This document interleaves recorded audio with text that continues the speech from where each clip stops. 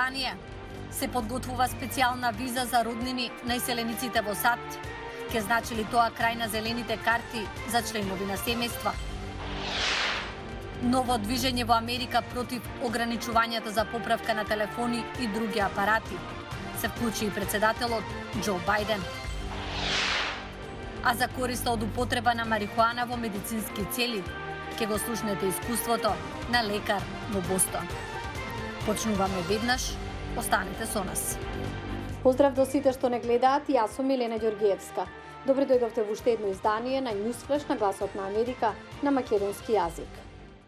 Во тек е подготовка на нова легислатива, со која роднини на иселениците во Америка, меѓу кои на македонските, ќе можат лесно да добиваат виза за да дојдат во САД.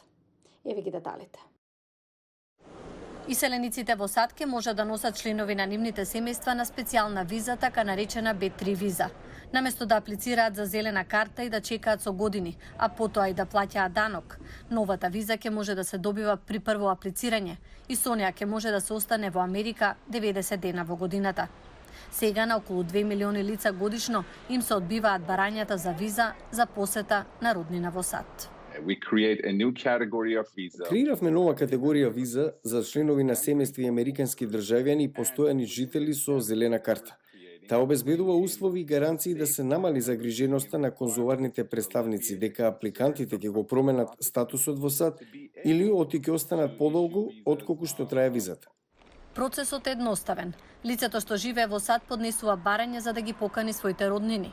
Подпишува писмо за финансиска поддршка како гаранција, а потоа роднините одат во амбасада и аплицираат.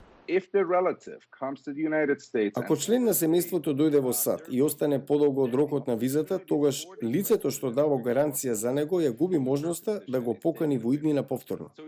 За ваква виза ќе може да аплицираат родители, деца, баби и дедовци, тетки и внуци.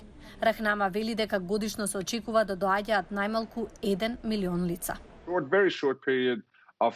За само куса посета, Асоциацијата за патување на САД вели дека луѓето трошат најмалку $5,000. Тоа значи дека американската економија ќе добива милиарди долари од лицата што би доаѓале со оваа виза. За да се воведе визата, мора да се усвои легислативата што ја предложија сенаторите Ренд Пол и Ричард Блументал и 4 други конгресмени. Таа се уште е во процес на разгледување. Двете страни, и републиканците и демократите, ја поддржуваат оваа легислатива. Таа е представена во Сенатот и Представничкиот дом, што значи дека има голема поддршка за да се донесе. Целта на легислативата за привремена посета е да ги промовира националните интереси на САД преку поддршка на принципот за фамилиарно обединување. Сенаторот Пол рече дека легислативата е одлична можност за членови на семејства да доаѓаат за специјални моменти во САД, како свадби, раѓања и матури. Според извештајот на Конгресната служба за истражување, ваквиот закон би овозможил индиректна помош за економијата на САД од преку $1,000,000,000 и создавање десетици илјади работни места. Во САД се прошири ново движење против моменталните ограничувања, расипаните телефони и каква било друга опрема да може да ја поправаат само производителите, а не и приватни фирми кои се занимаваат со тоа. Ваквото движење доби поддршка и од председателот Џо Бајден. Ако вашиот телефон се расипе во Беркли, Калифорнија, можете да го однесете на поправка во продавницата на Ашиш Шреста. Овој ентузијастичен мајстор кој работи од 14 години вели дека неговата работа станува се потешка. Батерии за лаптоп, например, било многу лесно да се заменат каде и да било. Сега веќе не е така. Како што гледате, нема шрафови, се е залепено, сите таблети се со ист дизајн. Голем процес е да се извади батеријата. И кога тој, а не вработен во Apple, ќе замени екран или батерија на нов iPhone, муштеријата ќе добие пораки со предупредување кога ќе го вклучи телефонот. Вели дека производителите на технологијата се обидуваат да го контролираат пазарот на поправки или да ги поттикнуваат луѓето да купуваат нови апарати. Ако овој тренд продолжи, продавниците за поправка ќе исчезнат во рок од 5 години. Во САД стана потешко за кој било, освен за самите производители, да поправаат разни видови опрема. Како последица на тоа се зголемува движењето право на поправка, велејќи дека политиките на компаниите му штетат на локалниот бизнес и го зголемуваат отпадот.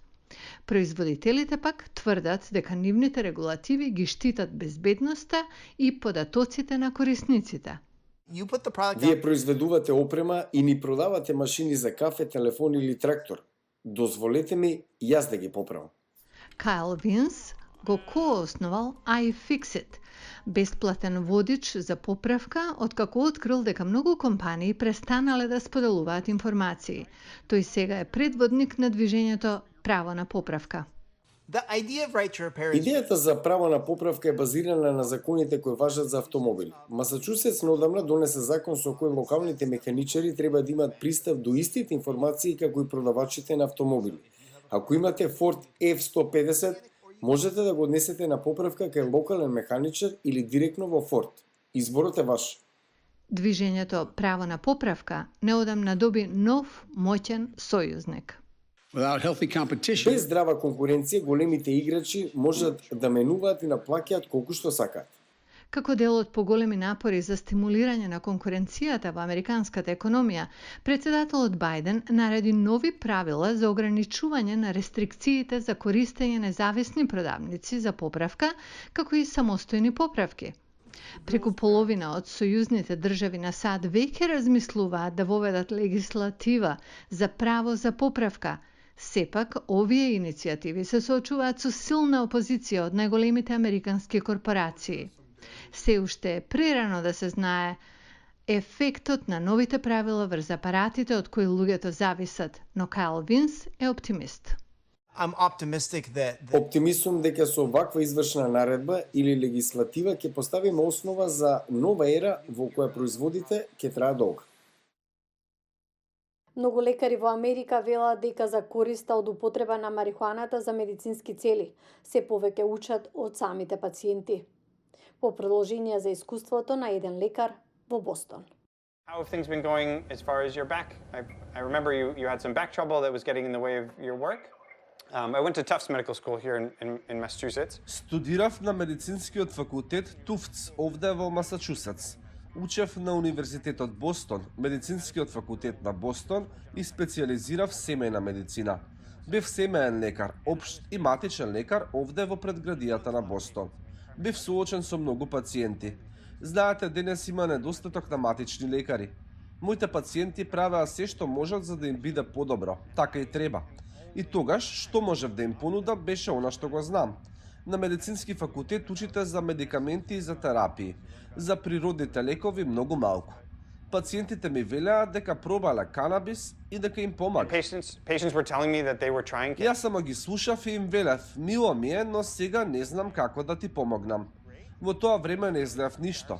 Јас требаше да бидам експертот, а моите пациенти беа оние кои ми кажуваа што им помага да спијат или како се справуваат со главоболките.